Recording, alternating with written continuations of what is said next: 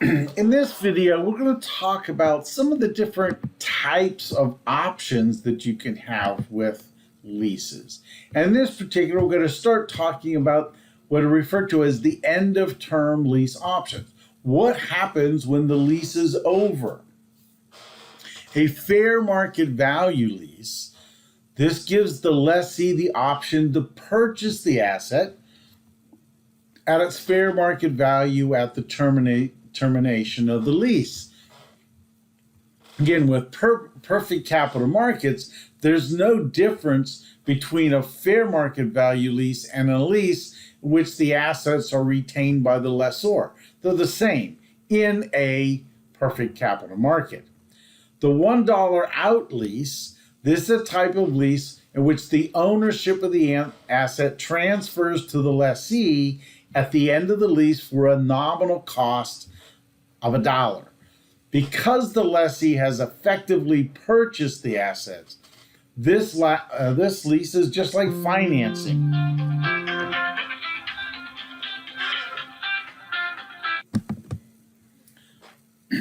I've been involved with these with a company. I was a manager of a restaurant for a while. We built a brand new store, which I was the manager of this brand new store, and that's how the lease worked.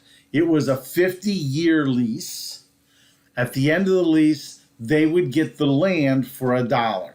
So that's a $1 out lease. It's a financial lease. We'll talk about this in a second, or why that's important here in a second.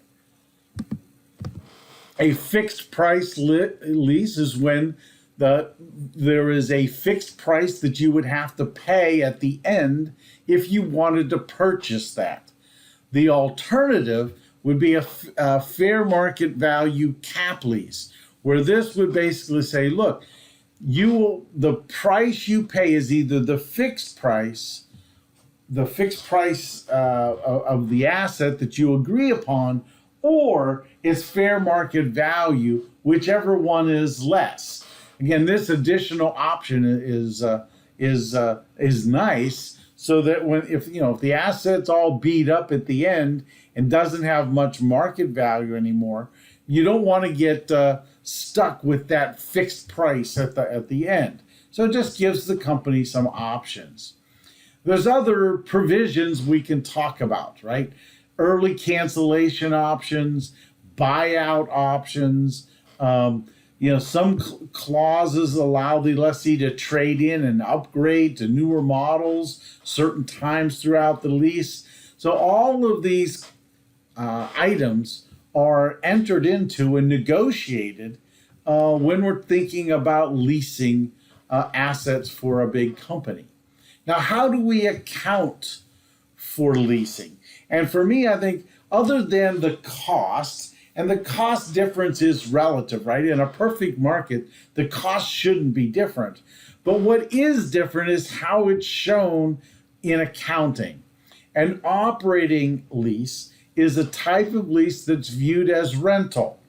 So the lease payments, right, are deducted as an operating expense. But you don't get to use the depreciation expense because you don't essentially own the asset, right? You don't report the asset on your balance sheet, and there's no liability on the balance sheet. So operating leases are discussed only in the footnotes of the lessee's financial statements. So we have to, if there are operating leases, we have to go there.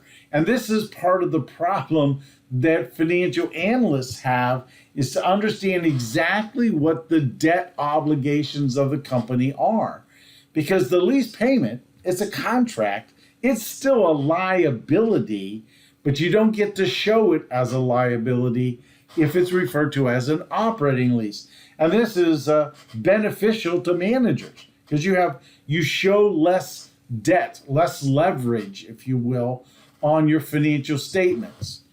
A capital lease, though, obligates the firm to make these lease payments in exchange for the lease. But now these capital leases are actually booked on the in the assets. So now we have an asset on the balance sheet And we also have the liability as shown on the balance sheet. So this is what's referred to as a capital lease or a finance lease. So let's see how this works, right? Here we have this company. Here's their balance sheet, right? And they are going to purchase $400 million worth of assets. And they can either purchase it, they can get it through a capital lease, or they can get it through an operating lease. So what happens if they do these, each of these different aspects or different types of acquisitions? So for A and B, the balance sheet consequences are the same. The asset now shows up on the balance sheet. So now $400 increase in total assets, but there was also $400 increase in debt, which means that the debt equity ratio increases from 1.29 to 1.86. So again, this shows increased leverage, which a company may not want. They may want to avoid that. If it was an operating lease, though, nothing happens to the balance sheet. The only thing that happens is in the notes to the financial statements, there is a record or a recording or discussion of what this lease is and its costs. So how do we know which one's which, right? What classifies something as a capital lease, right? If the title of the property transfers to the lessee at the end, it's a capital lease. If the lease contains an option to purchase the asset at a bargain price, substantially less than its fair market value, it's a capital lease. If the lease term is 75% or more of the economic life of the asset, it's a capital lease. If the present value of the payments is 90% or more of the fair market value, it's a capital lease.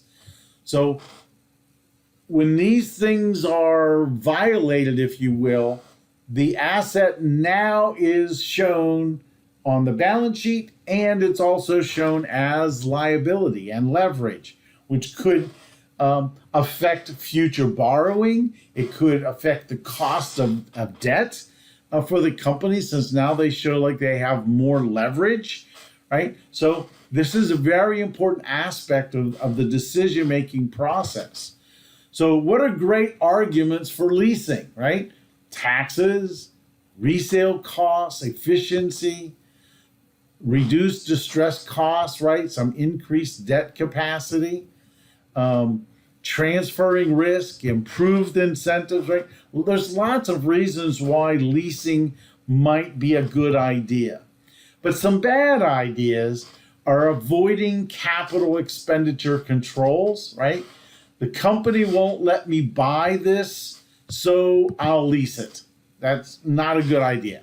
Preserving capital, right? We're not going to expend our capital. Not a great idea because, again, in a perfect market, the costs are all the same. And again, if in the end, all we want to do is reduce leverage through this off-balance sheet financing, in the end, that's going to come back that financial analysts are going to see this, and they will ultimately include that in the debt of the company, right? Because when I analyze the company, I can put things the way I want them, the way I see them, right? So if I think the company has this debt that's off the balance sheet, as a financial analyst investigating the company, I can add it to the debt just to show, I think it's a riskier company than what it was. So again, that's the end of this video. I look forward to seeing you coming up soon.